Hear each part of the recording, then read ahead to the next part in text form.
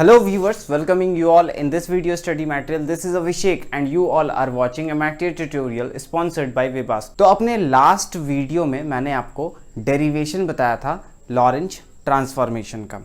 आज मैं उसी चर्चा को आगे बढ़ाऊंगा। लॉरेंज ट्रांसफॉर्मेशन को के इक्वेशंस को जब हमने डिराइव करा था तो हमें ये इक्वेशंस मिले थे।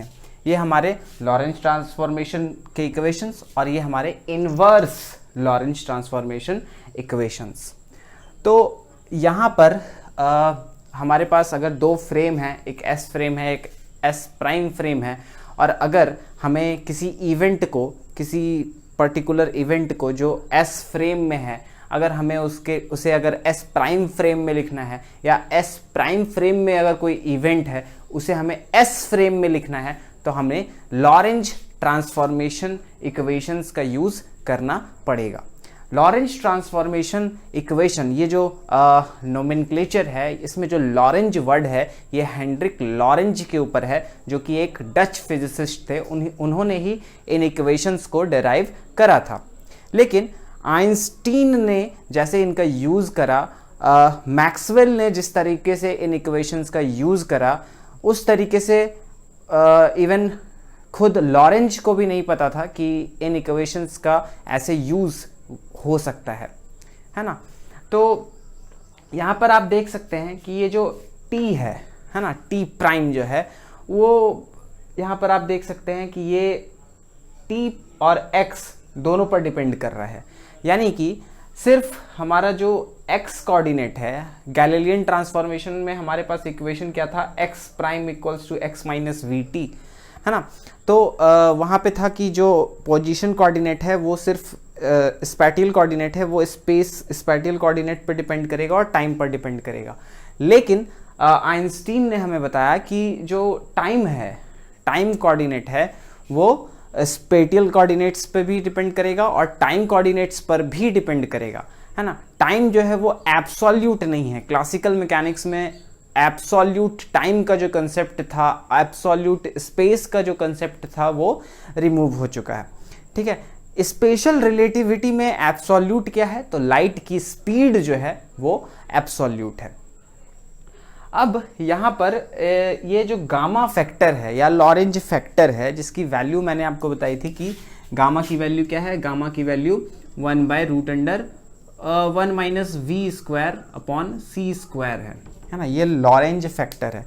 यानी कि इस फैक्टर, ये जो फैक्टर है लॉरेंज फैक्टर या गामा फैक्टर हम लोग भी इसे कह सकते हैं, इस फैक्टर, कोई भी ऑब्जर्वर अगर किसी पोजीशन को, किसी इवेंट के पोजीशन को अगर ऑब्जर्व कर रहा है, तो जब कोई दूसरा ऑब्जर्वर किसी दूसरे फ्रेम से उसी इवेंट को ऑब्जर्व करेगा, तो जो डिसएग्रीमेंट होगा, है ना, जो डिसएग्रीमेंट होगा दोनों ऑब्जर्वर्स के बीच उस इवेंट के पोजीशन को नोट करने में, वो डिसएग्रीमेंट जो है वो इस गामा फैक्टर से पता चलता है। यानी 1/√1 minus V square upon C square.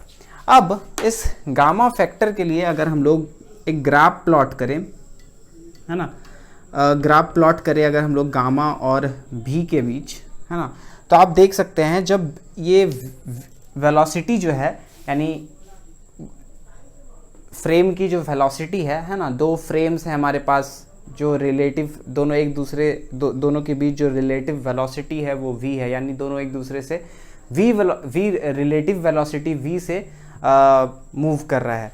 s prime, मैंने स्टैंडर्ड कॉन्फ़िगरेशन की बात की थी, s फ्रेम था, s prime frame x axis में v वेलोसिटी के साथ मूव कर रहा था, है ना। तो जो v वेलोसिटी है वो अगर बहुत बहुत बहुत बहुत कम है c के मुकाबले, है ना, तो ये वैल्यू अप्रॉक्सीमेटली 0, तो ये गामा जो है वो अप्रॉक्सीमेटली 1 आ जाएगा, है ना। अगर ये बहुत कम है, नेग्लिजिबल है, तो इस पूरे टर्म को हम लोग नेग्लिजिबल कर सकते हैं, है ना, क्योंकि सी स्क्वायर की वैल्यू आपको पता है, सी बहुत बड़ा है, 3 × 10⁸ मीटर पर सेकेंड।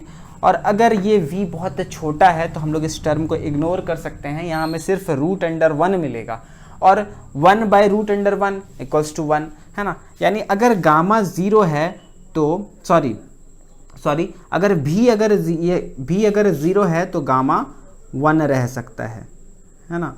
गामा 1 रह सकता है कब, जब ये 0 होगा। फिर जैसे जैसे हम लोग वैल्यू को बढ़ाएंगे वैसे वैसे ये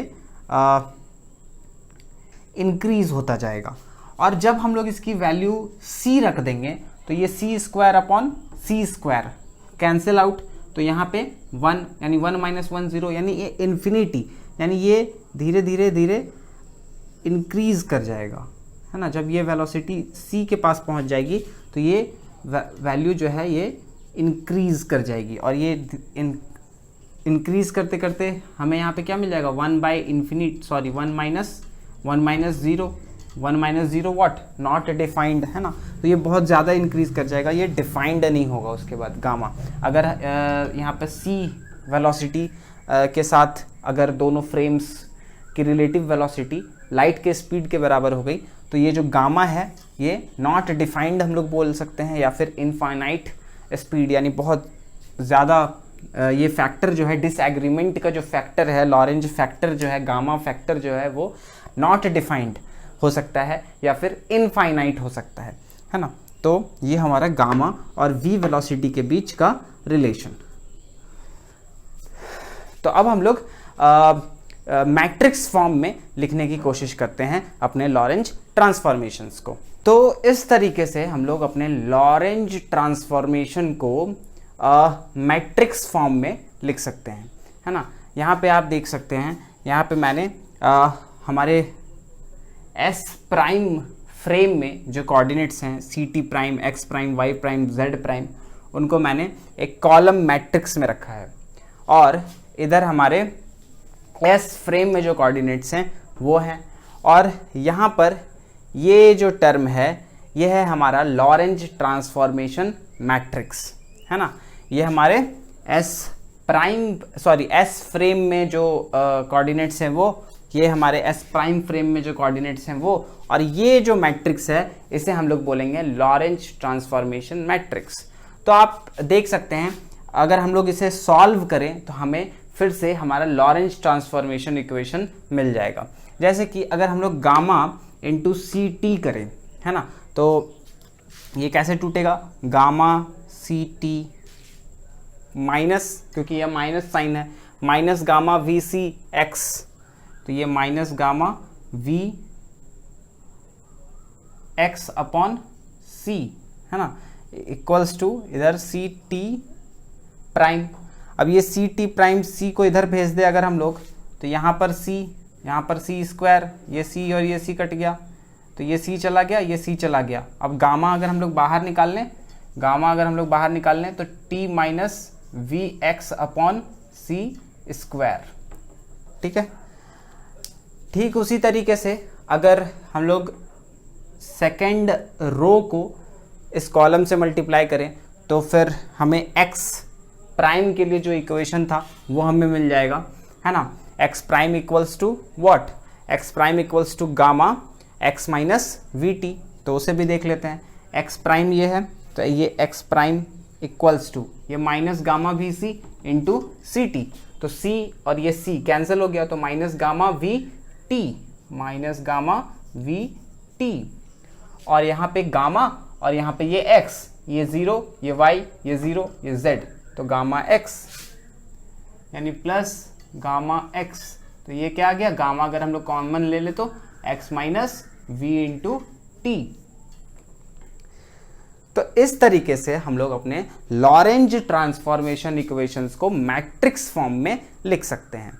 अब मैट्रिक्स फॉर्म में लिखने का यहाँ पर मोटो ये था कि अब हम लोग इसे अपने टेंसर फॉर्म में लिख सकें, है ना। तो देखिए यहाँ से हम लोग इसे कैसे लिखते हैं, यहाँ पर ये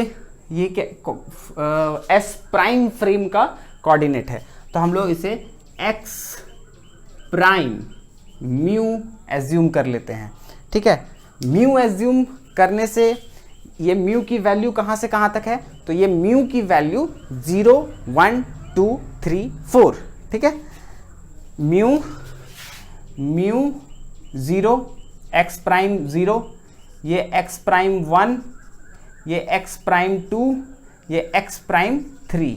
म्यू की वैल्यू 0, 1, 2, 3। जब x प्राइम म्यू की वैल्यू 0 तो सी टी प्राइम, ठीक है, यानी टाइम कोऑर्डिनेट, फोर्थ कोऑर्डिनेट।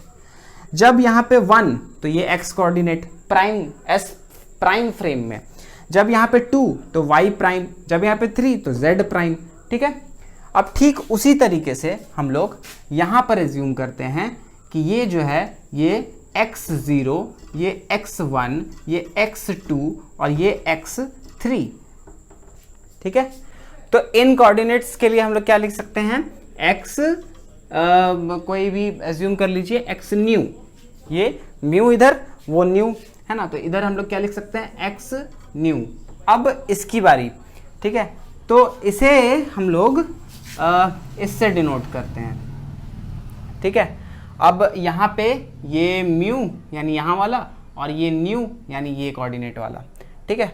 तो इस तरीके से हम लोग अपने लॉरेंज ट्रांसफॉर्मेशन को टेंसर फॉर्म में लिख सकते हैं। अब यहाँ पर हमें एक कंडीशन लगाना पड़ेगा कि यहाँ पर म्यू की वैल्यू 0 से 3 और यहाँ पे न्यू की वैल्यू और म्यू की भी वैल्यू 0, 1, 2 एंड 3, है ना।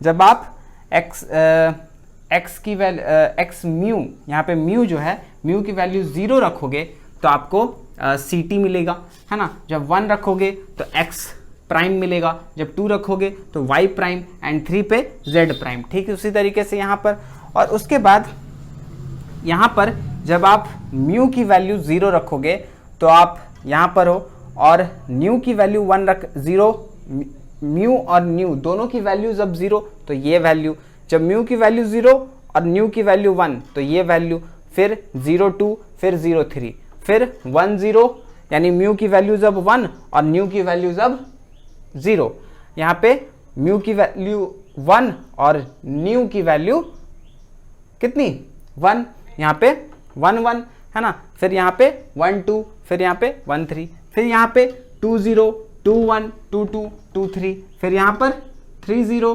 3, 1, 3, 2, 3, 3, ठीक है। तो उम्मीद है कि आपको ये कॉन्सेप्ट समझ में आया होगा। तो अगर आपकी कोई भी क्वेरीज हैं तो आप मुझे कमेंट कर बता सकते हैं, या फिर मुझे मेल कर बता सकते हैं। मेरी मेल आईडी डिस्क्रिप्शंस में है। So at last, with the message of universal brotherhood, love and peace, thanks for watching this video.